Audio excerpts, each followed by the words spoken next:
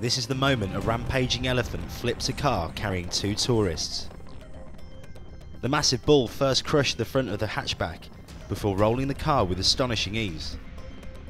The terrifying attack was captured in South Africa's Kruger National Park 2 weeks ago, but has only just been released. They're gonna die. A female passenger had to be rushed to hospital with a gore wound to her upper thigh, but has since been discharged. According to a spokesman for the Kruger National Park, the male elephant was in a state of heightened sexual tension known as musth, making it extremely aggressive. It has since been shot and killed.